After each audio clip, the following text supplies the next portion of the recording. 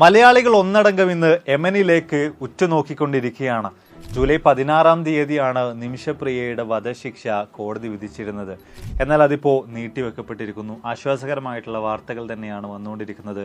എന്നാൽ ഇതുമായി ബന്ധപ്പെട്ടുകൊണ്ട് ഓരോ മണിക്കൂറിലും പുതിയ പുതിയ വാർത്തകളും ആശങ്കകളും ഒരുപോലെ തന്നെ ഉയർന്നുകൊണ്ടിരിക്കുകയാണ്. ഇതിനെല്ലാം അപ്പുറത്തേക്ക് സത്യത്തിൽ ആരാണ് ഈ നിമിഷപ്രിയ, എന്താണ് അവർ ചെയ്ത കുറ്റം, എങ്ങനെയാണ് വധശിക്ഷയ്ക്ക് അവർക്ക് വിധിക്കപ്പെട്ടത്, അതിന് ഒരുപടി മുകളിലായിട്ട് എന്തുകൊണ്ട് ദയാധനം നൽകിയിട്ട് ബ്ലഡ് മണി നൽകിയിട്ട് നമുക്ക് അവരെ തിരിച്ചു കൊണ്ടുവരാൻ സാധിക്കില്ല, സംസ്ഥാന കേന്ദ്ര സർക്കാരുകളൊക്കെ തന്നെയും ഒരുപോലെ ഇടപെട്ടിട്ടും ഈ ഒരു വിഷയത്തിൽ ഒരു തീരുമാനമാകാത്തത് എന്തുകൊണ്ടാണ്? ഇങ്ങനെ തുടങ്ങി ഈ ഒരു വിഷയവുമായി ബന്ധപ്പെട്ട് A to Z കാര്യങ്ങൾ നമുക്ക് ഈ ഒരു വീഡിയോയിലൂടെ ചർച്ച ചെയ്യാം. Welcome back to AF world. Aflu here.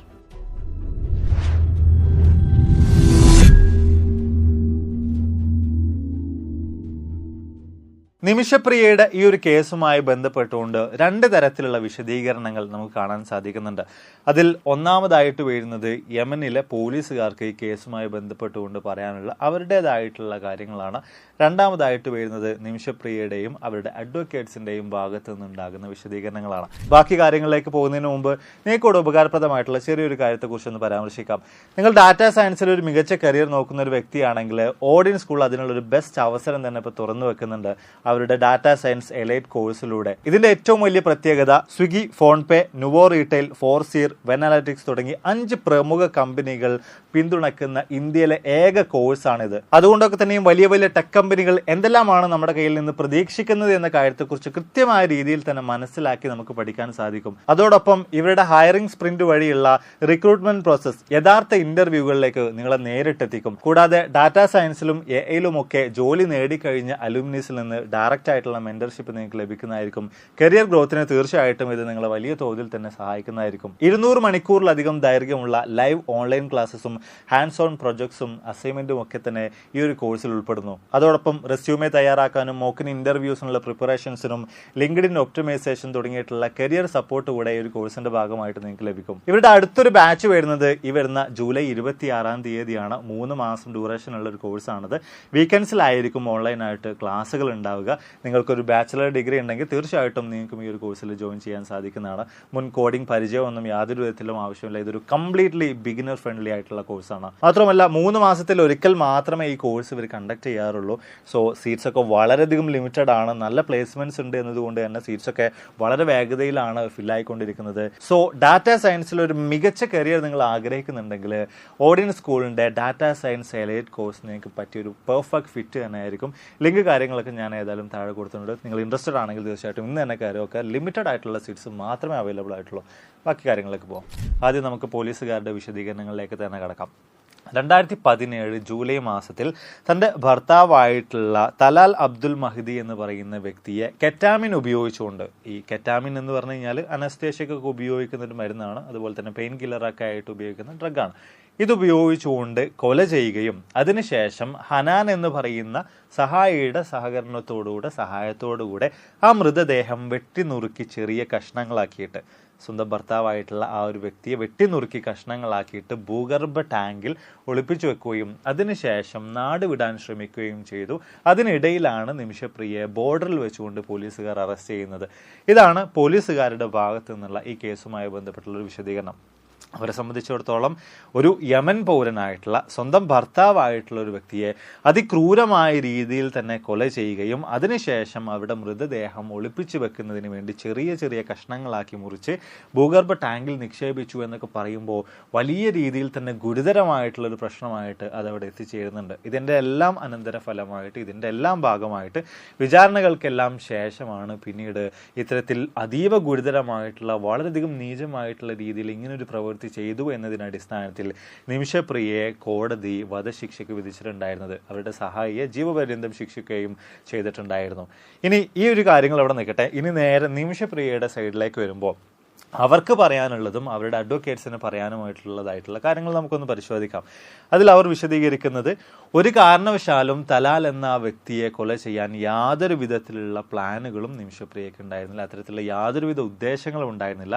അയാളുടെ ക്രൂരതകളിൽ നിന്ന് രക്ഷപ്പെടാൻ വേണ്ടി അയാളെ ഒന്ന് ബോധം കെടുത്തിയതിനു ശേഷം പാസ്പോർട്ട് എടുത്ത് രക്ഷപ്പെടുന്നതിന് വേണ്ടി മാത്രമാണ് കെറ്റാമിൻ ഉപയോഗിച്ചിട്ടുണ്ടായിരുന്നത്, അയാളെ ബോധരഹിതനാക്കിയിട്ടുണ്ടായിരുന്നത് എന്ന കാര്യം മാത്രമാണ്. അത് തീർത്തും അവിചാരിതമായിട്ട് അവർ കെറ്റാമിൻ്റെ ഡോസ് കൂടിയത് കാരണമായിട്ട് അയാൾ മരണത്തിലേക്ക് എത്തിയതായിരുന്നു എന്ന രീതിയിലുള്ള വിശദീകരണങ്ങൾ. പ്രത്യേകിച്ച് ഈ കാര്യങ്ങളെല്ലാം ചെയ്ത് അവിടുന്ന് രക്ഷപ്പെട്ടു, അതിനപ്പുറത്തേക്ക് അവിടെ എന്തെല്ലാം കാര്യങ്ങൾ സംഭവിച്ചു എന്ന് തനിക്ക് യാതൊരു വിധത്തിലുള്ള ഓർമ്മകളുമില്ല, തനിക്ക് അറിയില്ല എന്ന രീതിയിലൊക്കെയുള്ള വിശദീകരണങ്ങളൊക്കെയാണ് നിമിഷപ്രിയയുടെ ഭാഗങ്ങളിൽ നിന്നായിട്ട് വരുന്നത്. അപ്പോൾ ഈ രണ്ട് ഭാഗങ്ങൾ, ഈ ഒരു കേസുമായി ബന്ധപ്പെട്ട രണ്ട് ഭാഗങ്ങൾ തന്നെ കേൾക്കുമ്പോൾ നമുക്ക് ഒരുപാട് തരത്തിലുള്ള കോൺട്രഡിക്ഷൻസ് അവിടെ ഫീൽ ചെയ്യുന്നുണ്ടല്ലേ. അതിൽ ഒന്നാമതായിട്ട് വരുന്നത് ഈ തലാൽ എന്ന് പറയുന്ന വ്യക്തി, അയാൾ എങ്ങനെ നിമിഷപ്രിയയുടെ ഭർത്താവായിട്ട് മാറി, അത് ശരിയായ രീതിയിലുള്ളൊരു വിവാഹം തന്നെയാണോ അവർ ചെയ്തിട്ടുണ്ടായിരുന്നത്, അല്ലെങ്കിൽ അങ്ങനെ ഒരു ഭർത്താവായിട്ടുള്ള ഒരു വ്യക്തിയെ എന്തുകൊണ്ട് നിമിഷപ്രിയ കൊല ചെയ്തു, എങ്ങനെയാണ് ഇവർ തമ്മിലുള്ള പരിചയം, ഇങ്ങനെ തുടങ്ങിയിട്ടുള്ള ഒരുപാട് തരത്തിലുള്ള ചോദ്യങ്ങൾ അവിടെ ഉയർന്നു വരുന്നുണ്ടല്ലേ. ആ കാര്യങ്ങളിലേക്ക് ഇനി വിശദമായ രീതിയിൽ തന്നെ നമുക്ക് കടക്കാം. 2008 പാലക്കാട് കൊല്ലങ്കോട് തേക്കിൻചിറ സ്വദേശിനിയായിട്ടുള്ള നിമിഷപ്രിയ എന്ന നേഴ്സ് യമനിലേക്ക് ആദ്യമായിട്ട് എത്തിച്ചേരുന്നത്. അതിനുശേഷം പിന്നീട് 2011 അവർ ടോമി എന്ന വ്യക്തിയെ വിവാഹം കഴിക്കുന്നുണ്ട്. 2012 ടോമിയും നിമിഷപ്രിയയും ഒരുമിച്ച് തന്നെ യമനിലേക്ക് പോകുന്നുണ്ട്. ടോമി അവിടെ ഒരു സ്വകാര്യ സ്ഥാപനത്തിൽ ജോലി ചെയ്യുന്നുണ്ട്. നേഴ്സായിട്ട് നിമിഷപ്രിയ യമനിൽ സേവനമനുഷ്ഠിച്ചു വരുന്നുണ്ട്. വളരെയധികം സന്തോഷപൂർണ്ണമായിട്ടുള്ള രീതിയിൽ അവരുടെ ജീവിതം മുന്നോട്ടേക്ക് പോവുകയാണ്. ഈ ഒരു സമയങ്ങളിലൊക്കെ തന്നെയും ഇരുവരുടെയും മനസ്സിലുണ്ടായിരുന്ന ഒരു ആഗ്രഹം സ്വന്തമായിട്ട് ഒരു ക്ലിനിക്ക് തുടങ്ങുക എന്നതായിരുന്നു. പക്ഷേ നമുക്കറിയാം, പല അറബ് കൺട്രീസിലൊക്കെ തന്നെയും ഒരു സ്പോൺസറുടെ അല്ലെങ്കിൽ ഒരു അവിടുത്തെ ഒരു പൗരന്റെ നേതൃത്വത്തിൽ, അയാളുടെ ഉത്തരവാദിത്തത്തിൽ മാത്രമേ ഇത്തരത്തിലുള്ള സ്ഥാപനങ്ങളോ മറ്റോ കാര്യങ്ങളൊക്കെ പുറത്ത് നിന്നുള്ള പൗരന്മാർക്കൊക്കെ തന്നെയും തുടങ്ങാനായിട്ട് സാധിക്കുകയുള്ളൂ. ഇത്തരത്തിലുള്ള ഒരു വലിയൊരു ചലഞ്ച് ഇവരുടെ മുന്നിലുണ്ടായിരുന്നു. ഇങ്ങനെ ഒരു വെല്ലുവിളി, സ്വന്തമായിട്ടൊരു ക്ലിനിക്ക് തുടങ്ങുക എന്നൊരു കാര്യത്തിൽ ഇരുവരും നേരിടുന്നുണ്ടായിരുന്നു. അങ്ങനെ ഇരിക്കെയാണ് നിമിഷപ്രിയയുടെ ക്ലിനിക്കിൽ നിരന്തരമായിട്ട് വന്നുകൊണ്ടിരിക്കുന്ന യമൻ പൗരനായിട്ടുള്ള തലാൽ അബ്ദുൽ മഹ്ദി എന്ന് പറയുന്ന വ്യക്തിയുമായിട്ട് നിമിഷപ്രിയ സൗഹൃദത്തിലാകുന്നത്. നല്ലൊരു മനുഷ്യനായിരുന്നു അയാൾ. അപ്പം കാര്യങ്ങളൊക്കെ തന്നെ വിശദീകരിച്ചപ്പോൾ സ്വന്തമായിട്ട് തങ്ങൾക്ക് ഇത്തരത്തിലുള്ളൊരു ക്ലിനിക്ക് തുടങ്ങാൻ ആഗ്രഹമുണ്ട് എന്ന കാര്യങ്ങളൊക്കെ വിശദീകരിച്ച ഒരവസരത്തിൽ അയാൾ അതിനുള്ള താല്പര്യം അറിയിക്കുകയാണ്. അയാൾ സ്പോൺസർ ചെയ്യാം, അല്ലെങ്കിൽ അയാളുടെ നേതൃത്വത്തിൽ കാര്യങ്ങളെല്ലാം തന്നെ അറേഞ്ച് ചെയ്യാമെന്ന രീതിയിലേക്ക്, അയാളുടെ ഉത്തരവാദിത്തത്തിൽ ചെയ്യാമെന്ന രീതിയിലേക്കൊക്കെ തന്നെയും കാര്യങ്ങൾ എത്തിച്ചേരുകയും അതിനെല്ലാം അടിസ്ഥാനത്തിൽ ഉള്ളതെല്ലാം വിറ്റുപെറുക്കിയിട്ട് അൽ അമാൻ എന്ന പേരിൽ നിമിഷപ്രിയയും ഭർത്താവും ഈ പറഞ്ഞ യമൻ പൗരനായിട്ടുള്ള തലാലും ചേർന്നുകൊണ്ട് ഒരു ക്ലിനിക്ക് ആരംഭിക്കുകയാണ്. ഇയാളുടെ നേതൃത്വത്തിൽ തുടങ്ങിയിട്ടുള്ള, അല്ലെങ്കിൽ അയാളുടെ ഉത്തരവാദിത്തത്തിൽ തുടങ്ങിയിട്ടുള്ള ഒരു സ്ഥാപനമായതുകൊണ്ട് തന്നെ അതിൻ്റെ പണമിടപാടുമായി ബന്ധപ്പെട്ട രീതിയിലും അതിൻ്റെ ലൈസൻസിങ്ങുമായി ബന്ധപ്പെട്ട കാര്യങ്ങളും എല്ലാം തന്നെ ഈ തലാൽ എന്ന് പറയുന്ന വ്യക്തിയുടെ പേരിലായിരിക്കും. പലപ്പോഴും ഇതുമായി ബന്ധപ്പെട്ടുള്ള വ്യത്യസ്ത വാർത്തകൾ വ്യത്യസ്ത അറബ് രാഷ്ട്രങ്ങളിൽ നിന്ന് നിങ്ങളും കേട്ടിട്ടുണ്ടാവും. മലയാളികളായിട്ടുള്ള പല ആളുകളുടെയും ഒരുപാടധികം സ്ഥാപനങ്ങളൊക്കെ ഇത്തരത്തിൽ എല്ലാവിധ സ്പോൺസർഷിപ്പും നൽകിയിട്ടുണ്ടായിരുന്ന അറബി തന്നെ തിരിച്ചെടുത്തു എന്നൊക്കെ പറഞ്ഞാൽ അങ്ങനെ കുറേ പ്രശ്നങ്ങൾ നിലനിൽക്കുന്ന ഒരു കാര്യം തന്നെയാണത്. പക്ഷേ ഇവിടെ യാതൊരു വിധത്തിലുള്ള വലിയ പ്രശ്നങ്ങളൊന്നുമില്ലാതെ തന്നെ അടിപൊളിയായിട്ടുള്ള രീതിയിൽ തന്നെ അവരുടെ കാര്യങ്ങളൊക്കെ തന്നെയും മുന്നോട്ടേക്ക് പോയിക്കൊണ്ടിരിക്കുകയാണ്. വർഷങ്ങൾ അങ്ങനെ കടന്നു പോവുകയാണ്. അതിൽ തന്നെ പ്രത്യേകിച്ച് എടുത്തു പറയുകയാണെങ്കിൽ ഈ തലാൽ എന്ന് പറയുന്ന യമൻ പൗരനുമായിട്ട് ഇവർക്കൊക്കെ തന്നെയും നല്ലൊരു ബന്ധം തന്നെയാണ് ഉണ്ടായിരുന്നത്. പ്രത്യേകിച്ച് അവിടെ നമ്മൾ നോക്കുകയാണെങ്കിൽ 2015 നിമിഷപ്രിയയുടെ മകളുടെ മാമോദിസക്കൊക്കെ തന്നെയും യമനിൽ നിന്ന് ഈ തലാൽ എന്ന് പറയുന്ന വ്യക്തി നമ്മുടെ ഈ കേരളത്തിൽ പോലും വന്നിട്ടുണ്ട്. അപ്പം നല്ല രീതിയിലുള്ള ഒരു സൗഹൃദത്തോടു കൂടി തന്നെയാണ് അവർ മുന്നോട്ടേക്ക് പോയിട്ടുണ്ടായിരുന്നത്. അങ്ങനെ ഇരിക്കുകയാണ് സൗദി യമൻ പ്രശ്നങ്ങളൊക്കെ ആരംഭിക്കുന്നത്, യുദ്ധത്തിലേക്ക് നീങ്ങുന്നത്, വലിയ തോതിലുള്ള പ്രശ്നങ്ങളെല്ലാം തന്നെ യമനകത്ത് ആരംഭിക്കുന്നത്. അപ്പം ഇതിൻ്റെ ഒക്കെ തന്നെയും ഭാഗമായിട്ട് നിമിഷപ്രിയയുടെ ഭർത്താവും കുട്ടിയൊക്കെ തന്നെയും നാട്ടിലേക്ക് യാത്ര തിരിക്കുന്നുണ്ട്. നിമിഷപ്രിയ അവിടെ തന്നെ തുടരുന്നുണ്ട്. ഈ ഒരു ഭാഗത്ത് രണ്ട് രീതിയിലുള്ള വാദങ്ങൾ എനിക്ക് കാണാൻ സാധിച്ചിട്ടുണ്ടായിരുന്നു. ഈ ബിസിനസ് എക്സ്പാൻഡ് ചെയ്യുന്നതിന് വേണ്ടി, കൂടുതൽ പണവും മറ്റൊക്കെ കണ്ടെത്തുന്നതിന് വേണ്ടി നിമിഷപ്രിയയും ഭർത്താവും ഒക്കെ നാട്ടിലേക്ക് വന്നിട്ടുള്ളതാണ്. അതിനുശേഷം നിമിഷപ്രിയ മാത്രം തിരിച്ചുപോയി. പിന്നീട് പോകാനായിരുന്നു ടോമി എന്ന ഹസ്ബൻഡിന് പ്ലാൻ ഉണ്ടായിരുന്നത്. പക്ഷേ ഈ യുദ്ധത്തിൻ്റെ പ്രശ്നങ്ങൾ കാരണം അയാൾക്ക് പിന്നീട് പോകാൻ സാധിച്ചില്ല. ഇങ്ങനൊരു വാദം കൂടെ ഈ ഒരു ഭാഗത്ത് ഞാൻ പരിശോധിച്ച സമയത്ത് കാണാൻ സാധിച്ചിട്ടുണ്ടായിരുന്നു. എന്തൊക്കെ തന്നെയായാലും ഇങ്ങനെയുള്ള കാര്യങ്ങളൊക്കെ തന്നെയും സംഭവിച്ചതോടുകൂടിയിട്ട് യമനിൽ നിമിഷപ്രിയ ഒറ്റക്കാവുകയാണ്. അതിനുശേഷം പിന്നീട് പതിയെ പതിയെ തലാൽ അബ്ദുൽ മഹ്ദി എന്ന് പറയുന്ന യമൻ പൗരന്റെ സ്വഭാവത്തിൽ മാറ്റങ്ങൾ വരാൻ ആരംഭിക്കുകയാണ്. വളരെ മോശമായ രീതിയിൽ അയാൾ പെരുമാറാൻ ആരംഭിക്കുകയാണ്. മറ്റുള്ള ആളുകളുടെ മുന്നിലോ വീഡിയോകളിലൊക്കെ തന്നെയും നിമിഷപ്രിയ തൻ്റെ ഭാര്യയാണ് എന്ന രീതിയിൽ അയാൾ ചിത്രീകരിക്കാൻ ആരംഭിക്കുകയാണ്. അതിനു വേണ്ടിയിട്ടുള്ള വ്യാജമായിട്ടുള്ള സർട്ടിഫിക്കറ്റ് പോലും അയാൾ തയ്യാറാക്കുകയാണ്. അതോടൊപ്പം തന്നെ നിമിഷപ്രിയയെ ഭീഷണിപ്പെടുത്തിക്കൊണ്ട് ഒരു ഇസ്ലാമിക് രീതിയിലുള്ളൊരു ഫേക്ക് ആയിട്ടുള്ള ഒരു മാരേജ് പോലും അവിടെ നടത്തിയെന്ന രീതിയിലുള്ള ചില കാര്യങ്ങൾ കൂടെ കാണാൻ സാധിച്ചിട്ടുണ്ടായിരുന്നു. അതോടൊപ്പം തന്നെ ഈ ക്ലിനിക്കിൽ നിന്ന് ലഭിക്കുന്ന മുഴുവൻ പണവും അയാൾ സ്വന്തം കയ്യിലേക്ക് പിടിച്ചെടുക്കാൻ ആരംഭിക്കുകയാണ്. നിമിഷപ്രിയയെ ഭീഷണിപ്പെടുത്തിക്കൊണ്ട് അവരുടെ സ്വർണം മുഴുവനും അയാൾ പിടിച്ചു വാങ്ങുകയാണ്. അതോടൊപ്പം തന്നെ തോക്ക് ചൂണ്ടി നിമിഷപ്രിയയെ ഭീഷണിപ്പെടുത്തിക്കൊണ്ട് അവരുടെ പാസ്പോർട്ട് പോലും ഈ യമൻ പൗരനായിട്ടുള്ള തലാൽ അഹമ്മദ് അൽ മഹ്ദി എന്ന് പറയുന്ന വ്യക്തി പിടിച്ചു വാങ്ങുന്നുണ്ട്, പിടിച്ചെടുക്കുന്നുണ്ട്. ചുരുക്കി പറഞ്ഞു കഴിഞ്ഞു കഴിഞ്ഞാൽ നല്ല രീതിയിൽ പോയിക്കൊണ്ടിരുന്നിടത്ത് നിന്ന് കംപ്ലീറ്റ് കാര്യങ്ങൾ ചേഞ്ച് ആകുന്ന ഒരു അവസ്ഥയിലേക്കാണ് പിന്നീട് നിമിഷപ്രിയ എത്തിച്ചേർന്നിട്ടുണ്ടായിരുന്നത്. ഇയാളുടെ അതീവ ക്രൂരമായിട്ടുള്ള പീഡനങ്ങളും മറ്റുമൊക്കെ സഹിച്ചുകൊണ്ട് ഇയാളുടെ ഒരു അടിമ കണക്കെ ജീവിക്കേണ്ട ഒരു അവസ്ഥയിലേക്ക് പോലും പതിയെ പതിയെ നിമിഷപ്രിയ എന്ന് പറയുന്ന നേഴ്സ് എത്തിച്ചേരുകയാണ്. ഇതോടൊപ്പം തന്നെ ഇതേ ക്ലിനിക്കിൽ, ഇവരുടെ അല്ലമാൻ എന്ന് പറയുന്ന ക്ലിനിക്കിൽ വർക്ക് ചെയ്തിട്ടുണ്ടായിരുന്ന ഹനാൻ എന്ന് പറയുന്ന യമൻ പൗരിയായിട്ടുള്ള സ്ത്രീ, അവരും ഇതുപോലെ തന്നെയുള്ള വലിയ തോതിലുള്ള ക്രൂരതകൾ ഈ തലാലിൽ നിന്ന് നേരിട്ടുകൊണ്ടേയിരിക്കുന്നുണ്ടായിരുന്നു. അങ്ങനെ ഈ ക്രൂരതകൾ സഹിക്കവയ്യാതെ വരുന്ന ഒരു അവസരത്തിൽ 2017 വെച്ചുകൊണ്ട് ഹനാൻ നിമിഷപ്രിയക്ക് ഒരു പോം വഴി പറഞ്ഞു നൽകുകയാണ്, ഒരു ഉപാധി പറഞ്ഞു കൊടുക്കുകയാണ്. കെറ്റാമിൻ പോലുള്ള എന്തെങ്കിലുമൊക്കെ വസ്തുക്കൾ ഉപയോഗിച്ചുകൊണ്ട് ഇയാളെ ബോധരഹിതനാക്കി കിടത്തിക്കൊണ്ട് നിങ്ങൾക്ക് നിങ്ങളുടെ പാസ്പോർട്ട് എടുത്തുകൊണ്ട് ജീവനും കൊണ്ട് ഓടി രക്ഷപ്പെട്ടൂടെ എന്നതായിരുന്നു അവർക്ക് ചോദിക്കാനുണ്ടായിരുന്നത്. ഇതിനിടയിലൊക്കെ തന്നെയും ഇയാളുടെ ഈ ക്രൂരതകൾക്കെതിരെ അധികൃതരോട് നിമിഷപ്രിയ പരാതികൾ പറയുന്നുണ്ട്, പരാതികൾ രേഖപ്പെടുത്തുന്നുണ്ടെങ്കിൽ കൂടെയും അതിക്രൂരമായ രീതിയിൽ തന്നെ നിമിഷപ്രിയയെ അയാൾ ഉപദ്രവിക്കുകയായിരുന്നു. അങ്ങനെ ഏറ്റവും അവസാനം ഹനാൻ പറഞ്ഞതുപോലുള്ളൊരു കാര്യം തന്നെ ചെയ്യാമെന്ന തീരുമാനത്തിലേക്ക് നിമിഷപ്രിയ എത്തിച്ചേരുന്നുണ്ട്. അതിനുവേണ്ടി അവർ കെറ്റാമിൻ യൂസ് ചെയ്യുന്നുണ്ട്. അയാളുടെ ശരീരത്തിലേക്ക് കെറ്റാമിൻ കുത്തിവെച്ചതിന് ശേഷം അയാളെ ബോധരഹിതനാക്കിയതിനു ശേഷം പാസ്പോർട്ട് എടുത്തുകൊണ്ട് നിമിഷപ്രിയ അവിടെ നിന്നും കടന്നു കളയുന്നുണ്ട്. ഇങ്ങനെയാണ് മൊത്തത്തിൽ ഈ ഒരു കേസുമായി ബന്ധപ്പെട്ടുകൊണ്ട്, നിമിഷപ്രിയയുമായി ബന്ധപ്പെട്ടുകൊണ്ട്, അതിന്റെ ബാക്ക് സ്റ്റോറിയുമായി ബന്ധപ്പെട്ടുകൊണ്ട്, തലാൽ അഹമ്മദ് അൽ മഹ്ദി എന്ന് പറയുന്ന വ്യക്തിയുമായി ബന്ധപ്പെട്ടുകൊണ്ടുള്ള കംപ്ലീറ്റ് ആയിട്ടുള്ള കാര്യങ്ങൾ. ഇനി ഇതിനും അപ്പുറത്തേക്ക് നമ്മളിപ്പോൾ പറഞ്ഞ 2 തരത്തിലുള്ള വാദങ്ങൾ അല്ലെങ്കിൽ 2 തരത്തിലുള്ള വിശദീകരണങ്ങൾ, ഇതിൽ ഏതാണ് ശരി ഏതാണ് പ്രശ്നങ്ങൾ എന്നുള്ള രീതിയിലുള്ള ഒരുപാട് തരത്തിലുള്ള കാര്യങ്ങൾ അവിടെ നിലനിൽക്കുന്നുണ്ട്. പ്രത്യേകിച്ച് ഇനിയിപ്പം നിമിഷപ്രിയയുടെ ഭാഗത്ത് നിന്ന് തന്നെ നോക്കുകയാണെന്നുണ്ടെങ്കിൽ അറബിയിൽ തയ്യാറാക്കിയിട്ടുള്ള കുറ്റപത്രത്തിൽ തന്നെ കൊണ്ട് നിർബന്ധിച്ച് ഒപ്പിടിപ്പിക്കുകയായിരുന്നുവെന്നും അതുപോലെ തന്നെ ഈ വിചാരണ നടക്കുന്ന അവസരത്തിൽ തനിക്കൊരു ട്രാൻസ്ലേറ്ററെ ഒന്നും തന്നെ പ്രൊവൈഡ് ചെയ്തിട്ടുണ്ടായിരുന്നില്ല എന്ന് തുടങ്ങിയിട്ടുള്ള കാര്യങ്ങളും ഒക്കെ തന്നെ നിമിഷപ്രിയയുടെ ഭാഗത്ത് നിന്നായിട്ട് ഉയർന്നു വരുന്നുണ്ട്. എന്തായാലും കോടതിയുടെ ഭാഗത്ത് നിന്ന് നോക്കുമ്പോൾ നിമിഷപ്രിയ പറഞ്ഞിട്ടുണ്ടായിരുന്ന കാര്യങ്ങൾക്ക്, ഇത്തരത്തിൽ താൻ നേരിട്ടുണ്ടായിരുന്ന കൊടിയ ക്രൂരതകൾക്കും അതുപോലുള്ള മറ്റു കാര്യങ്ങൾക്കും ഒക്കെ തന്നെയും കൃത്യമായിട്ടുള്ള രീതിയിലുള്ള തെളിവുകളൊന്നും തന്നെ ഹാജരാക്കാൻ അവർക്ക് സാധിക്കാതെ വന്നതോട് കൂടിയിട്ട് തന്നെയാണ് ഹനാൻ എന്ന അവരുടെ സഹായിയായിട്ടുണ്ടായിരുന്ന സ്ത്രീക്ക് ജീവപര്യന്തവും അതുപോലെ തന്നെ നിമിഷപ്രിയയ്ക്ക് വധശിക്ഷയും കോടതി വിധിച്ചിട്ടുണ്ടായിരുന്നത്. ഇതിനെതിരെ സുപ്രീം കോടതിയിൽ ഇവരുടെ ഭാഗത്ത് നിന്ന് അപ്പീൽ പോയിട്ടുണ്ടായിരുന്നു. അവിടെ ഒരു വലിയ റിജക്ഷൻ തന്നെ ലഭിക്കുകയുണ്ടായി. അതിനുശേഷം രാഷ്ട്രപതിയിലേക്ക്, യമൻ രാഷ്ട്രപതിയിലേക്ക് വിഷയം എത്തിച്ചേരുന്നുണ്ട്. അവിടെയും ഒരു ദയാഹർജിയൊക്കെ തന്നെയും സമർപ്പിക്കപ്പെടുന്നുണ്ട്. അവിടെ നിന്നുമുള്ളൊരു റിജക്ഷനാണ് വന്നിട്ടുണ്ടായിരുന്നത്. അങ്ങനെയാണ് ഏറ്റവും ഒടുവിൽ ജൂലൈ 16-ാം തീയതി, ഞാൻ ഇന്ന് ഈ വീഡിയോ ഷൂട്ട് ചെയ്തുകൊണ്ടിരിക്കുന്ന ഈ ഒരു ദിവസത്തിൽ നിമിഷപ്രിയയെ വധിക്കാമെന്ന രീതിയിലേക്ക് വിധികളും മറ്റുമൊക്കെ ഏറ്റവും അവസാനം എത്തിച്ചേരുന്നത്. നിമിഷപ്രിയയുടെ വീട്ടുകാരുടെ ഭാഗത്ത് നിന്നൊക്കെ തന്നെയുള്ള വിശദീകരണങ്ങൾ, നിമിഷപ്രിയ ഒരിക്കലും ഇത്തരത്തിലൊരു കൊടിയ കുറ്റം ചെയ്തിട്ടില്ല, അവരുടെ മേൽ അടിച്ചേൽപ്പിച്ചതാണ് എന്ന രീതിയിലാണ്. 2021 തന്നെ സേവ് നിമിഷപ്രിയ എന്ന് പറഞ്ഞുകൊണ്ടൊരു ആക്ഷൻ കൗൺസിൽ രൂപീകരിക്കുകയും അതിനണ്ടറിലൊക്കെ ശക്തമായ രീതിയിൽ തന്നെ നിമിഷപ്രിയയെ യമനിൽ നിന്ന് ഇന്ത്യയിലേക്ക് കൊണ്ടുവരുന്നതിന് വേണ്ടി, അല്ലെങ്കിൽ അവരുടെ മരണശിക്ഷ, വധശിക്ഷ ഒഴിവാക്കുന്നതിന് വേണ്ടിയൊക്കെയുള്ള പ്രവർത്തനങ്ങൾ നിരന്തരമായിട്ട് ചെയ്തുകൊണ്ടിരിക്കുന്നുണ്ട്. എന്നിട്ടുകൂടെ എന്തുകൊണ്ട് ഇതൊന്നും തന്നെ കാര്യമായ ഒരു പുരോഗതിയിലേക്ക് എത്തിയില്ല? ഇവിടെ കേന്ദ്ര സംസ്ഥാന സർക്കാരുകളൊക്കെ തന്നെ നിരന്തരമായിട്ട് ഇടപെട്ട് വ്യത്യസ്ത നേതാക്കളെല്ലാം ഒരുപോലെ തന്നെ ഈ ഒരു വിഷയത്തിലേക്ക് ഇറങ്ങി തിരിച്ചിട്ട് പോലും എന്തുകൊണ്ട് ഇതിൽ വേണ്ട രീതിയിലുള്ള മാറ്റങ്ങളൊന്നും കൈക്കൊള്ളാൻ സാധിച്ചിട്ടില്ല എന്ന് പറയുന്ന വലിയൊരു ഭാഗം അവിടെയുണ്ട്. ആ ഒരു വിഷയത്തിലേക്ക് നമുക്ക് വരാം. അതിനു മുമ്പ് ഇത്തരത്തിലുള്ള ഈ കുറ്റകൃത്യങ്ങളിൽ യമനിൽ ഫോളോ ചെയ്ത് വന്നുകൊണ്ടിരിക്കുന്ന കാര്യങ്ങളെക്കുറിച്ച് നമുക്ക് നോക്കാം. ലോകത്തിൽ തന്നെ ഉയർന്ന വധശിക്ഷാ നിരക്കുള്ള ഒരു രാജ്യമാണ് യമൻ എന്ന് പറയുന്നത്.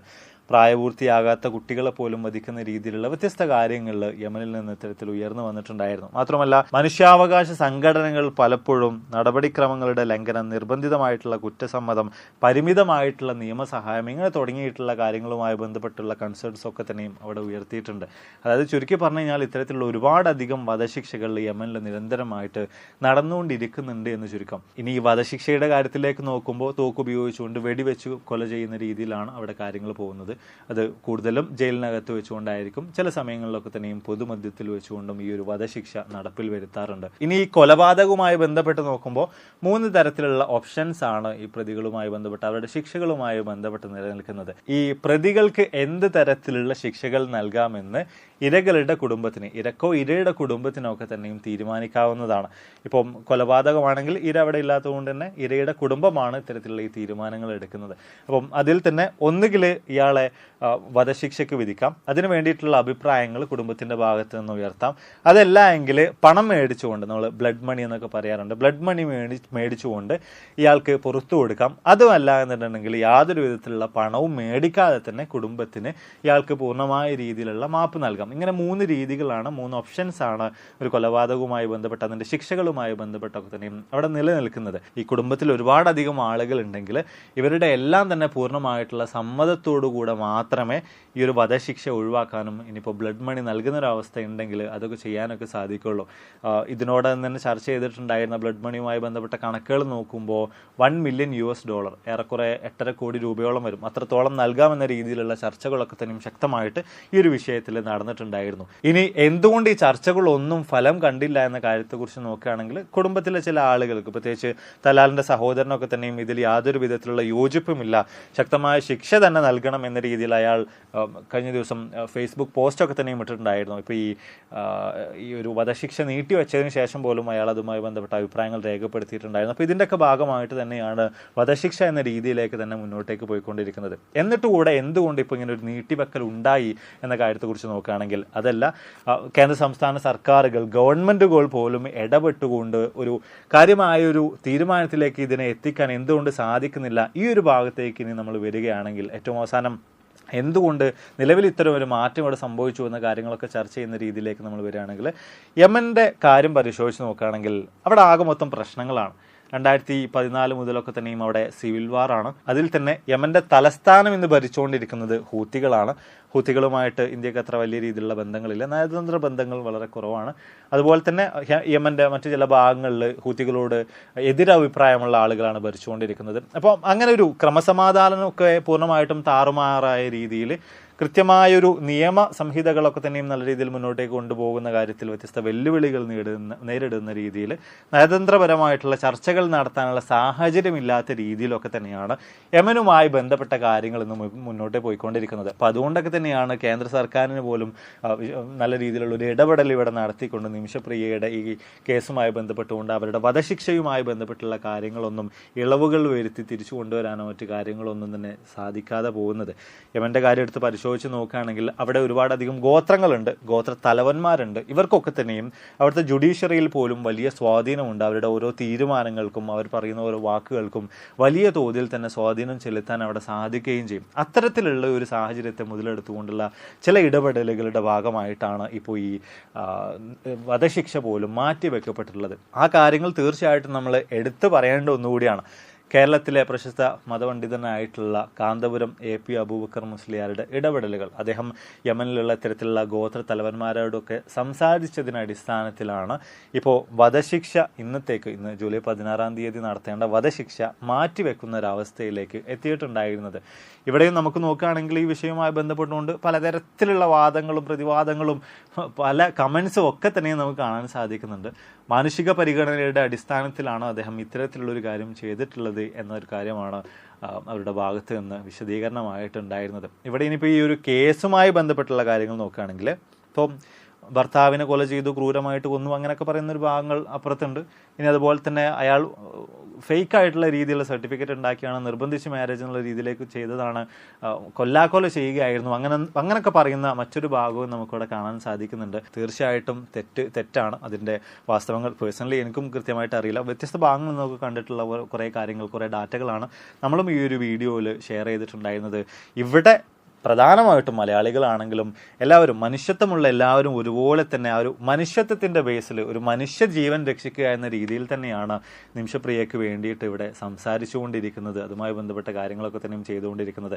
അപ്പം അതിനിടക്കും മതവും മതചിന്തകളും മത തീവ്രവാദം പോലുള്ള കാര്യങ്ങളും ഒന്നും ദയവായിട്ട് ആരും കൊണ്ടുവരാതിരിക്കുക. ഒരു മാനുഷികപരമായിട്ടുള്ള രീതിയിൽ നമ്മൾ ഓരോരുത്തരും പോലുള്ള ഒരു മനുഷ്യനാണ്, ഒരു മനുഷ്യ ജീവനാണ് എന്ന രീതിയിൽ ഈ കാര്യത്തെ എടുത്തു കഴിഞ്ഞാൽ ഇത്തരത്തിൽ വലിയ പ്രശ്നങ്ങളൊന്നുമില്ല എന്ന് തോന്നുന്നു. അപ്പോൾ ഈ ഒരു വീഡിയോയിലൂടെ വിശദമായ രീതിയിൽ നിമിഷപ്രിയയുമായി ബന്ധപ്പെട്ട ഈ ഒരു കേസിനെ കുറിച്ചുള്ള A to Z കാര്യങ്ങൾ നിങ്ങൾക്ക് മനസ്സിലാക്കാണെന്ന് വിചാരിക്കുന്നു. ഞാൻ ഈ പറഞ്ഞ കാര്യങ്ങൾ എന്തെങ്കിലും വിട്ടുപോയിട്ടുണ്ടെങ്കിൽ തീർച്ചയായിട്ടും നിങ്ങൾ താഴെ രേഖപ്പെടുത്താൻ മറക്കരുത്. ഇപ്പം ഈ കോടതിയിലൊക്കെ നിൽക്കുന്ന വ്യത്യസ്ത വാദങ്ങൾ, വ്യത്യസ്ത അഭിപ്രായങ്ങളൊക്കെ ഉള്ള കേസുകളായതുകൊണ്ട് തന്നെ പല മാധ്യമങ്ങൾ പരിശോധിച്ച് നോക്കുമ്പോഴും പല സോഴ്സുകളിലൊക്കെ നോക്കുമ്പോഴും നമുക്ക് വ്യത്യസ്ത വിഭിന്നങ്ങളായിട്ടുള്ള അഭിപ്രായങ്ങളൊക്കെ കാണാൻ സാധിക്കുന്നുണ്ട്. കുറച്ചുകൂടെ വിശ്വാസയോഗ്യമായിട്ടുള്ള കുറേ കാര്യങ്ങളാണ് ഈ ഒരു വീഡിയോയിലൂടെ ഞാൻ നിങ്ങളുടെ മുന്നിലേക്ക് എത്തിച്ചിട്ടുള്ളത്. അപ്പോൾ ഒരുപാട് വീഡിയോസുകളുമായിട്ട് കണ്ടുമുട്ടാം എന്ന പ്രതീക്ഷയോടെ ബൈ.